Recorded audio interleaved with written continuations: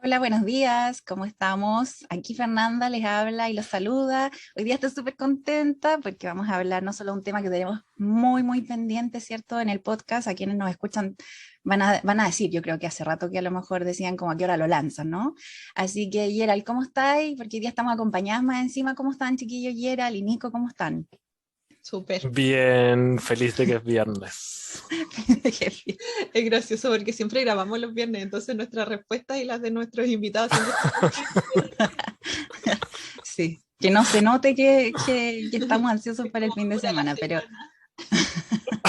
exacto, sí, sí. Así que bueno, oye, van a escuchar hoy día, no a mi gato, van a escuchar a un perro porque estoy en la casa de mi mamá, a Lucas, así que saluden a Lucas que está justo hablando al mismo tiempo que yo. Ay, qué Eh, bonito.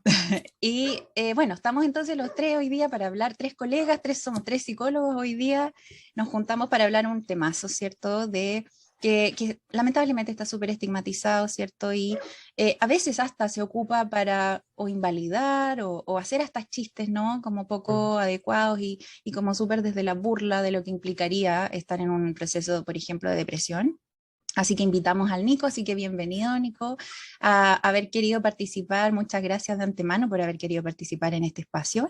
Tenemos a Nicolás Fernández, que también es psicólogo clínico, igual que nosotras, colega y psicólogo comunitario, magíster en psicología social y director de un psicocentro, ¿no? Así que bienvenido, Nico. Preséntate, por favor, coméntale a la audiencia a qué te dedicas y cuáles es como a lo mejor las temáticas que más acompañáis, ponte tú en tu trabajo.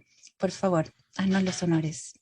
Oye, nada, primero agradecerle Geraldine y Fernanda como por la invitación. Para mí es un tema que la verdad es que me encanta hablar y creo que, como hablábamos antes, es bueno hablarlo y hacerlo algo mucho más natural, mucho más cotidiano, porque creo que de esa forma avanzamos en que no existan tantos o más estigmas en relación a la depresión, ¿no es cierto? Como que ha sido yo creo que un tema muy tabú hace mucho tiempo. Ujú. Bueno, hace un año y un poquitito más comencé un Instagram que se llama, bueno, arroba un psiconico y empecé precisamente como a hablar un poco de estos temas, como en pos de desestigmatizar, de poder generar de repente herramientas más a la mano y al final hablar de salud mental de la manera más cotidiana que hay, que al final eso es la salud mental, ¿no es cierto? No se juega en un plano psicológico consulta, ni clínico, ni psiquiátrico, se juega en el día a día y en ese sentido me motivó un poco de poder hablar de salud mental en fácil, en cotidiano, en simple, de alguna manera, sin perder jamás la seriedad de lo que implica hablar la salud mental. Eh, y bueno, hoy día que hace un año también más o menos construimos un centro que se llama un psicocentro que también ve precisamente temas más ligados a trastornos del ánimo, ya, uno de ellos, claro, depresión. Y yo en general siempre me he ligado también mucho más a lo que son los trastornos del ánimo, a el riesgo y la intención suicida, que si hablamos de que la salud mental está estigmatizada y se habla poco, del suicidio se habla aún menos, ¿no es cierto? Y ese sí que es un tema estigmatizado y de un tema que en algún momento creo que también tenemos que empezar a abordar como de manera mucho más seria, ¿no es cierto? Eh, Eso, la verdad siempre me he dedicado a la salud mental, pero un poco como desde que no me gustaba la salud mental, entonces ingresé a la salud mental un poco más desde el ámbito más comunitario, por eso empecé a hacer, apenas salió un magíster en psicología comunitaria, y de a poco la clínica me fue abrazando mucho, y por eso me considero un psicólogo clínico y comunitario. No puedo Ya. pensar la clínica sin un espacio comunitario, no puedo pensar la depresión sin pensar en otras Mm, personas, ¿no es cierto? En mis mm, vínculos, mm. en mi contexto, etcétera. Total. Bacán, súper. De hecho, sin ir más lejos, creo que ayer o algo estaba viendo tu historia y estabas hablando de eso, ¿no? Como de un tema de que no podemos no mirar el contexto cuando hay algo sucediendo en la vida de alguien, ¿no? Como, y sobre Mm, todo a nivel de diagnóstico. Siempre la salud mental, tú creo que lo dijiste así, como la salud mental es comunitaria, ¿no? Es social, depende de qué sitio estoy, de qué espacios comparto, de qué derecho o accesos a servicios tengo, ¿no? Como que depende de miles de factores más que lo individual.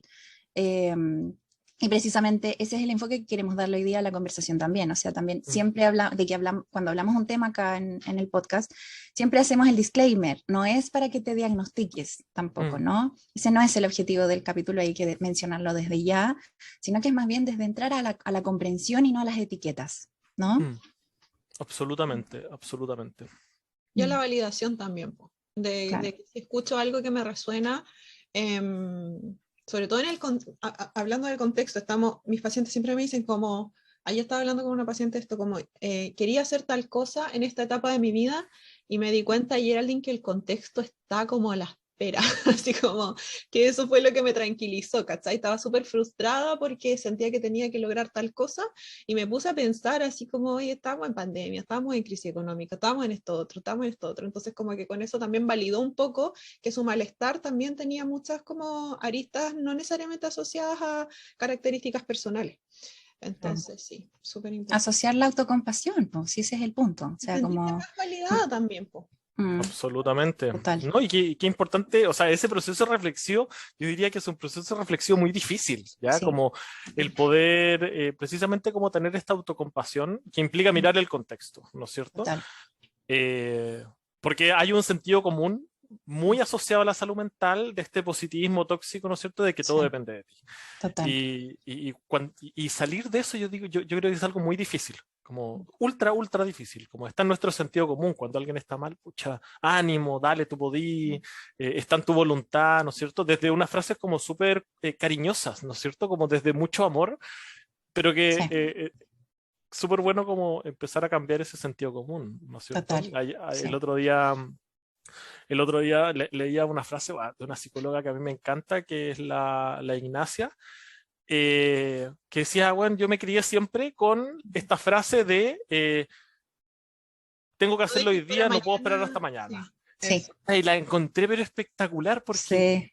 obvio que Seca. puedo esperar hasta mañana si un día no puedo, ¿no es cierto? Como, Sí, y eso es parte de la autocompasión, ¿no es cierto?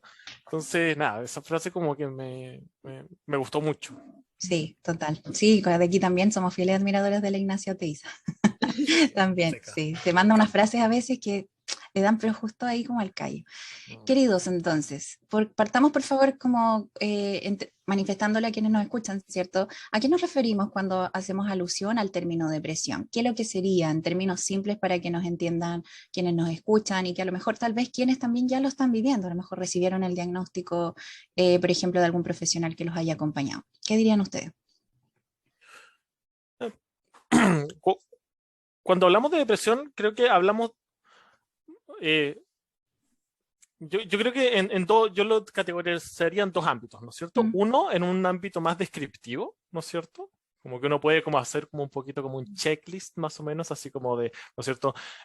Me dejaron de gustar las cosas que me gustaban mucho antes, me siento más deprimido como en general en mi día, me cuesta volver a tener ánimo para hacer cosas, hay una Tener menos energía. cierta... tengo menos energía, ¿no es cierto? Me motivo menos, ando con pensamientos también más negativos normalmente y normalmente más ligados también a mi autopercepción, ¿no es cierto? Estos sentimientos negativos se ligan a culpa, ¿no es cierto? Como yo soy el responsable de esto, ya como que lo podría decir desde un lado más descriptivo, pero creo que hay otro lado que es muy subjetivo, ¿no es cierto? Que tiene que ver precisamente con cómo me siento yo. ¿Ya? Claro. Entonces, creo yo que cuando hablamos de depresión es súper bueno hacer esa separación para poder decir, a mí me pueden diagnosticar, pero eso no implica que mi depresión sea igual a la tuya. Claro. ¿Ya? Que como yo vivo este proceso como de el estar deprimido, es distinto a como lo están haciendo todos y eso tiene características súper importantes, súper protectoras y que también ahí mismo, creo yo, están como también las herramientas para saber cómo ir abordando como este tema. Dentro como de esta descripción puede también haber un diagnóstico, ¿no es cierto? Claro. Alguien le puede haber diagnosticado en base, ¿no es cierto?, a una serie de categorías, un trastorno de depresión leve, moderado, mayor, ¿no es cierto? Claro. Pero por lo menos yo siempre soy un poco enfático en que yo me centro mucho más en cómo se vive esta depresión de la persona, como cuando la persona lo identifica también como eso, ¿no es cierto? Como con el nombre que le quiera poner. Claro. Y creo que el lado más descriptivo de lo que podríamos entender por depresión sirve un poco para dar un panorama, ¿no es cierto? Claro. Como para precisamente describir algo. Sí, totalmente. Qué bueno que hayas hecho esa separación y también me hace mucho, o me siento muy, como necesito decirlo, que también a veces se caricaturiza mucho lo que es la depresión, muy desde como de la parte cinematográfica, ¿no? Como que es estar cortinas cerradas, como que, como mucha, como de querer estar llorando todo el día, y derechamente a veces la depresión también puede traer mucha rabia. Yo ando enojada, ando enojado, ando con mucha rabia, ando muy frustrada, muy frustrado, y eso también es un indicador de que podría ser la forma en cómo tú puedes estar viviendo, ¿cierto? Un episodio depresivo o el trastorno per se diagnosticado, y que no es estar llorando todo el día o teniendo muchos deseos de llorar, ¿no? Eso podría ser, pero tal vez también hay que mirar lo otro, ¿no? Como que a veces como que a veces no se considera que ese factor también puede ser un indicador súper potente de cuál es la emocionalidad más dominante del proceso que estás viviendo, ¿no? Absolutamente. Y bueno, ustedes trabajan con temas más relacionados a la conducta alimentaria, ¿no es cierto? Y ahí sí que hay caricaturizaciones, por ejemplo, de la anorexia, ¿no es cierto? Como tiene que tener esta figura física, tiene que tener, no, y de repente no es así, ¿no es cierto? Como es En la muy mayoría distinto. de los casos no es así, de hecho. Exacto, como es precisamente una caricatura y en la depresión se da exactamente lo mismo, ¿no es cierto? Y eso termina siendo algo súper fomentador del estado deprimido, ¿no es cierto? Como, pero es que tú no te ves deprimido, pero si yo te veo que vayas a jugar a la pelota igual, pero si sales con amigas igual, ¿no es cierto? Como un poco, no, eso no hace la gente deprimida. La gente deprimida está en su casa encerrada llorando. Y no es cierto? Hay muchas formas de poder yo sentirme también deprimido, ¿no es cierto? Sí. La otra vez pensaba, yo ocupo muchas metáforas, me relaciono mucho más desde la terapia narrativa a la terapia y me ha hecho más sentido. Y construimos una metáfora con una consultante la otra vez, que tenía que ver un poco con que me decía, ¿sabéis qué? Yo voy donde mis amigas y amigos y me canso mucho, decía, como me canso, y yo decía, empezamos a ver por qué, ¿no es cierto? Y decía, es que todo el rato estoy fingiendo, ¿no es cierto? Para que nadie se dé cuenta de que yo estoy con licencia en el trabajo, de que yo me siento mal, de que tengo ideación suicida, ¿no es cierto? Empezó como y decía, y nadie sabe que yo estoy, bueno, ella creía que nadie sabía, ¿no es cierto? Al final nos dimos cuenta que mucha gente sí se daba cuenta. Entonces ocupamos un poco como esta metáfora como de estas máscaras como de fiesta, como antiguas, esas máscaras como un antifaz, ¿no es cierto? Que estaba como con la mano. No, iba para todos lados, ¿no es cierto? Con esta antifaz en la mano, y ya le empezaba a doler la muñeca, le empezaba a doler el codo, le empezaba a doler, ¿no es cierto? Y terminaba, puta, pero cansadísima de mantener este antifaz que pesaba como 20 kilos, ¿no es cierto? Sí, total. Entonces, claro, o sea, puedo yo estar mostrando algo, ¿no es cierto? Pero eso no implica que sea lo que yo siento. Que reflejo lo de adentro, ¿no? De hecho, es súper interesante eso porque en mi experiencia, las personas que generalmente tienen una sintomatología más grave son las que están o podrían estar más pendientes aún de cómo el resto los percibe y por tanto son muy como, ¿cuál es la palabra? Como muy efectivos en saber cómo camuflar esa sintomatología. Cuando hay ideación suicida, por ejemplo, que es un factor de riesgo enorme, que estas personas tengan tan claro el cómo mantener esta compostura para que nadie se dé cuenta, ¿cachai? Sí. Igual es como un indicador bien potente, porque en el fondo, como decía el Nico hace un rato, se relaciona harto con esta sensación de culpa, de inutilidad, del no debería estar así, sobre todo si es que no hay gatillantes muy evidentes. O sea, si yo no estoy viviendo quizás como una crisis propiamente tal en mi vida, el sentir que estoy con toda esta sintomatología así de oscura y que no está justificada en el fondo, me lleva como a poner estas máscaras día a día, a pesar de que cada vez me haga sentir más en el hoyo. Entonces, súper complicado. Hay un montón de factores. Sí. Y creo que tocaste un punto como súper relevante que tiene que ver con el por qué yo ocupo esta máscara, ¿no es cierto? Como, y yo diría que hay un elemento ultra importante que tiene que ver con lo que hablamos antes sobre la estigmatización como estos temas. Como, ¿por qué es tan grave como no mostrar o no vincularme en esos momentos desde, ¿no es cierto?, cómo yo me estoy sintiendo? Es porque también hay una idea de que nadie me va a entender, ¿no es cierto? Claro. Una idea de que nadie va a empatizar conmigo, de que nadie va a lograr entender lo que me está pasando. Em, por ejemplo, hay como como los intentos suicidas, por ejemplo, en el primer año de pandemia bajaron mucho, ¿no es cierto? Como, subieron mucho la sintomatología depresiva, pero el intento suicida bajó Claro. como mucho.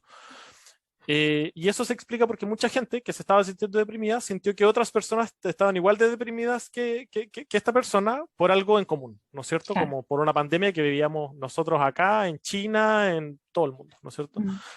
Entonces, por eso termina siendo muy peligroso cuando alguien no está realmente vinculándose con otras personas, porque precisamente la desesperanza es lo que está primando ahí.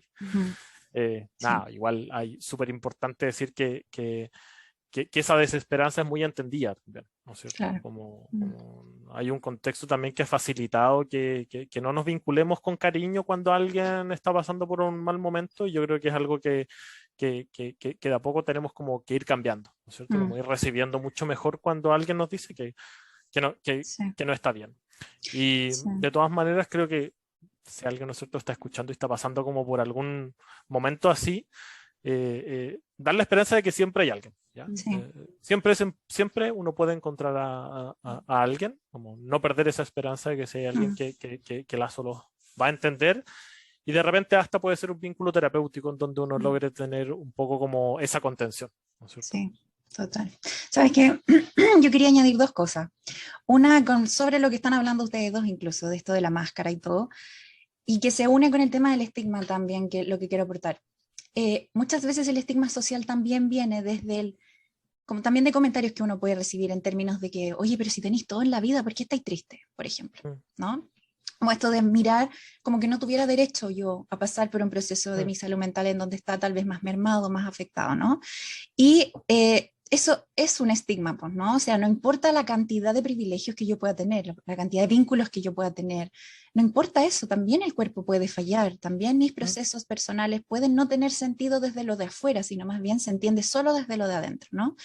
Y uniéndolo con otro tema que quería mostrar respecto al tema de la máscara, es que el Jim Carrey, que todos conocemos, ¿cierto? Este actor gringo, él es conocido, él ha hablado abiertamente de que él ha pasado por episodios depresivos. Y él en una entrevista, él habla, la palabra en inglés depressed, ¿no? Que es como deprimido, lo divide, él lo dice en una entrevista, si lo pueden buscarlo, háganlo, que dice, yo divido esa palabra, dice, en dos, deep y rest, que sería como un descanso profundo. Y él dice entonces como que tu cuerpo, en un estado depresivo, tu cuerpo te dice, deja de fingir, basta, córtala. No tenemos ya la energía para poder fingir, porque para fingir o para mostrar una máscara hay que tener un montón de energía, cosa que cuando estás con depre, toda energía fisiológicamente hablando es como que se acota, ¿no? Es como súper restringida, incluso hasta tienes menos capacidad de atender como nivel, como foco atencional, capacidad de memorizar o recordar las cosas, se va, como que es como que se fuma un rato, ¿no? Y es por eso, porque ya el cuerpo como que dice, basta, no tengo tanta energía, como tienes que saber utilizar la que hay disponible, ¿no? Y muchas veces también esa energía no la tenemos también disponible para seguir fingiendo o haciendo como que nada pasa, cuando en realidad por dentro pasa mucho, ¿no? Entonces, también como quería unir ambas cosas, es decir, también la depresión, yo siempre les digo, y porque siempre hablo, siempre doy este ejemplo que les estoy contando, cuando me dicen, ¿sabes que me extraño la que era antes, ¿cachai? La persona que era antes de esta cuestión, como antes podía hacer 1000 cosas tal vez, ¿no? Y yo les digo, pero cuestiónate si quieres ser realmente la que eras antes. Cuestiónate, a lo mejor esto también es un momento de mirar con curiosidad qué cosas necesitáis soltar que tal vez también te ayudaron o te aseveraron de que esto lo estés viviendo hoy día, ¿no? Entonces, súper importante también.